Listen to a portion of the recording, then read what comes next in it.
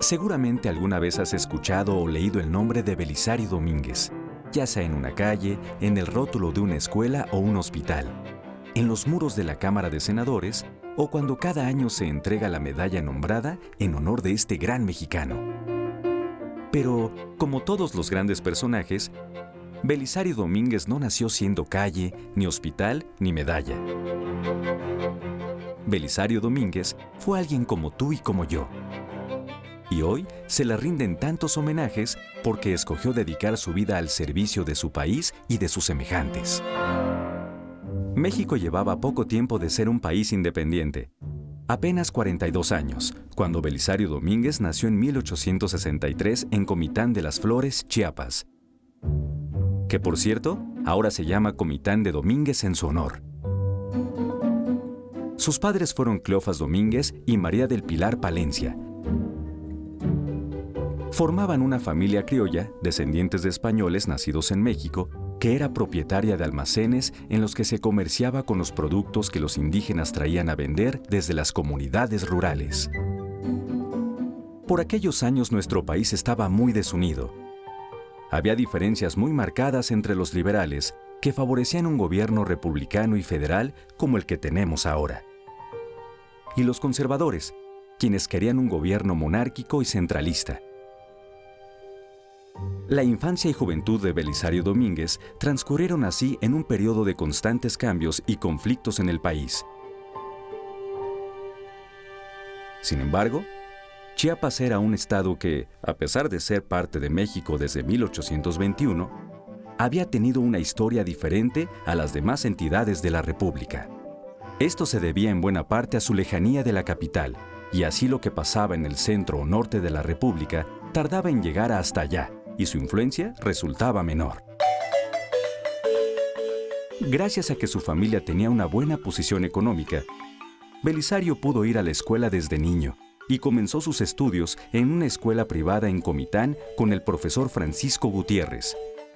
Cuando los concluyó, sus padres lo enviaron a la ciudad de San Cristóbal de las Casas a cursar estudios medios y superiores, algo así como la secundaria y preparatoria en el Instituto Literario y Científico. Belisario regresó a Comitán en 1879. Ya para entonces, deseaba estudiar medicina y quiso hacerlo en una de las mejores escuelas del mundo. Por ello decidió ir a Francia, donde entró a la Facultad de Medicina de la Universidad de París. Belisario Domínguez terminó su carrera el 17 de julio de 1889, con una tesis sobre la gangrena. Posteriormente, se dedicó a viajar por varias ciudades europeas. Muy poca gente tenía entonces oportunidad de conocer otros países, otros idiomas y otras formas de pensar. Por lo que Belisario era un hombre afortunado y mejor preparado que muchos de su época. Belisario Domínguez había prometido regresar a Comitán a hacerse cargo de su familia y lo cumplió. Llegó a su ciudad natal en diciembre de 1889 para poner su consultorio y casi un año después, el 2 de noviembre de 1890, se casó con Delina Cebadúa Palencia, con la que tuvo 4 hijos: Matilde, Hermila, Carmen, quien murió al nacer, y Ricardo. Ya desde entonces Belisario no estaba conforme con algunas de las situaciones de desigualdad que veía a su alrededor. Por ejemplo, el hecho de que mucha gente no tuviera dinero para pagar un doctor y que por eso muriera cuando se enfermaba. Belisario atendía en su consultorio a cualquiera que se lo solicitara, incluso cuando no podían pagarle. Además, cuando alguien no podía llegar a su consultorio, él mismo se desplazaba hasta donde estaba su paciente para llevarle su atención, cuidados y medicamentos. Su labor como médico lo hizo muy querido y respetado por la gente de Comitán. La madre de Belisario falleció en 1897 y en 1902 murió también su padre. A principios de ese año, su esposa Delina se había sentido también enferma y su mal fue agravándose hasta que el doctor Domínguez tuvo que llevársela a la Ciudad de México. Pero, desgraciadamente, a pesar de sus cuidados, su esposa Delina no mejoró y también falleció en 1903. En muy poco tiempo la vida de Belisario cambió radicalmente. pues perdió a sus padres y a su esposa, y le correspondió criar a sus 3 hijos solo. Por ello, decidió quedarse en la Ciudad de México. Ya desde su llegada a la capital, Belisario había comenzado a criticar al régimen del que entonces era presidente de México, Porfirio Díaz, y en particular a los políticos que permitían que existiera tanta desigualdad en el país. A su trabajo como médico, Belisario Domínguez sumó entonces la de escritor y periodista. Con ella trató de señalar que, a pesar de que Chiapas poseía muchos recursos para ser próspero, la mala administración tenía a una gran mayoría viviendo en la pobreza, mientras unos cuantos se quedaban con todo. Más tarde imprimió volantes con un escrito suyo firmado el 15 de junio de 1903, titulado Señores periodistas mexicanos de la Ciudad de México, con el que protestó por la indiferencia de ese gremio a sus denuncias por la triste situación de su estado natal. Tras la muerte de su esposa Adelina, Belisario retomó su actividad como escritor con mayor firmeza. Así, en 1904, desde el consultorio que tenía en Tacubaya, patrocinó con su dinero la publicación de un periódico llamado El Bate. Siglas para valor, alegría, trabajo y estoicismo. Su fórmula para la felicidad. En él escribió sobre política, pero también sobre filosofía. En ese entonces los pequeños periódicos no se publicaban todos los días y con frecuencia duraban poco tiempo. Así pasó con El Bate, que solo tuvo 4 números. El 20 de noviembre de 1905, Belisario regresó a Comitán, donde continuó con su profesión médica y abrió la farmacia La Fraternidad. Su generosidad se desbordaba dando consultas sin cobrar a las personas más necesitadas y, con mucha frecuencia, hasta les regalaba las medicinas. Eran los primeros años del siglo XX y el régimen de Porfirio Díaz había durado casi 30 años. Aunque había paz en el país, la prosperidad solo había alcanzado a algunas personas. Y mucha gente vivía en condiciones muy difíciles. Por este descontento, surgieron en varias partes del país movimientos como el de Francisco I. Madero, que se oponía a la falta de democracia y a la desigualdad en México. Porfirio Díaz trató de reprimir esos movimientos y llevó a que Madero llamara a la rebelión el 20 de noviembre de 1910. Así inició la Revolución Mexicana. El 1 de enero de 1911, en plena revolución, Belisario fue electo presidente municipal de Comitán. Al principio lo rechazó, pero terminó aceptándolo porque la gente de su ciudad le insistió que lo hiciera. Entre sus acciones destacadas estuvieron las obras sociales como el embellecimiento de Comitán, la fundación de escuelas y la apertura de caminos. Mientras tanto, el 25 de mayo de 1911, Porfirio Díaz presentó su renuncia como presidente y partió al exilio en Francia.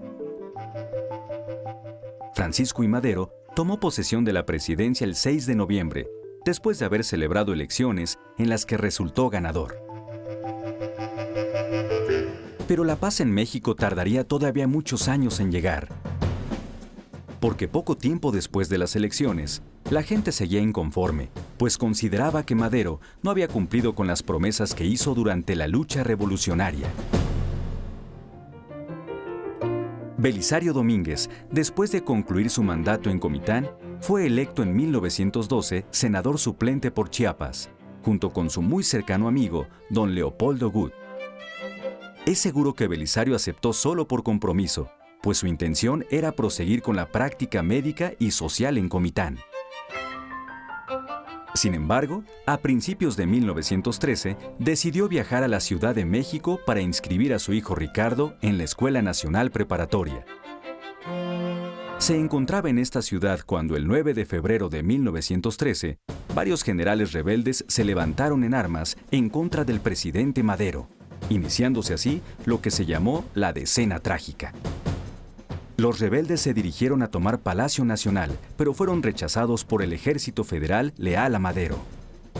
La lucha, que duró 10 días, fue fiera y los rebeldes se atrincheraron en la Ciudadela, edificio que servía como fábrica de armas. Madero nombró a Victoriano Huerta como jefe de la plaza y lo mantuvo a su lado a pesar de las advertencias que sus allegados le habían hecho, ya que no confiaban en este general.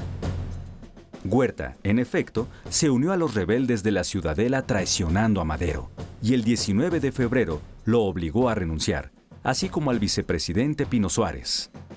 Pedro María Lascurain ocupó entonces la presidencia de México solo por 45 minutos para nombrar a Huerta secretario de Gobernación, y luego de esto, Lascurain renunció para que Huerta llegara al poder.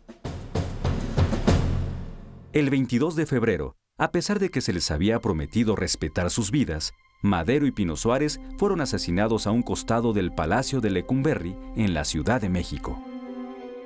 Desgraciadamente, el 3 de marzo de 1913 falleció Leopoldo Gut, por lo que Belisario Domínguez rindió protesta de ley 2 días después para tomar su lugar en el Senado.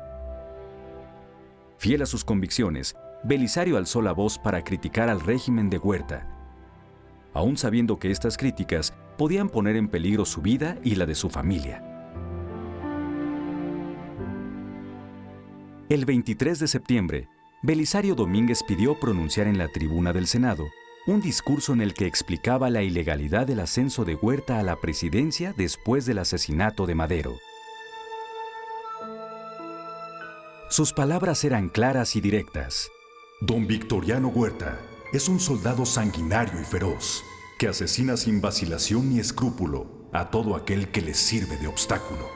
El Senado, temeroso de la reacción del presidente, trató de callar la voz de Belisario Domínguez, recibiendo el discurso pero negándole el permiso para hablar en la tribuna. Sin embargo, el senador, pagando de su bolsillo y con ayuda de su hijo, repartió copias entre el público. Victoriano Huerta, que recibía informes a través de los senadores que le eran leales, al enterarse de las acciones del senador Domínguez, enfureció y dio la orden de asesinarlo. La noche del 7 de octubre, muy cerca de las 12, Belisario Domínguez fue obligado a salir de la habitación 16 del Hotel Jardín, donde se hospedaba, por elementos de la policía reservada, que lo llevaron al Panteón de Joco en Coyoacán. Ahí lo asesinaron disparándole a la cabeza, lo enterraron en una fosa y quemaron sus ropas. Pese a que el Congreso indignado exigió a Huerta la investigación de la desaparición de Belisario Domínguez, no fue sino hasta un año después que se conocieron los detalles de su muerte. La terrible dictadura de Victoriano Huerta, sin embargo, ya no duraría mucho tiempo, porque el 24 de junio de 1914, el ejército constitucionalista, al mando de Venustiano Carranza, lo derrocó, partiendo al exilio. Con esto concluyó uno de los periodos más oscuros de la historia de nuestro país, en el que hombres valientes, como Belisario Domínguez, defendieron la legalidad y la democracia, aún a costa de su propia vida. Es por ello que Belisario Domínguez es medalla, calle, escuela y recibe honores hasta el día de hoy, en que el Congreso decidió hacer de 2013, a 150 años de su natalicio y 100 de su asesinato, el año de Belisario Domínguez y de la libertad de expresión. Así se honra y se recuerda la memoria de un hombre que dio la muestra más profunda de patriotismo para ayudar a que en México se hiciera presente el espíritu democrático, haciéndolo no por la fuerza de las armas, sino con las palabras y con el ejemplo de una vida que, en todas sus facetas, la de médico, la de escritor y la de político, buscó siempre la legalidad y la justicia.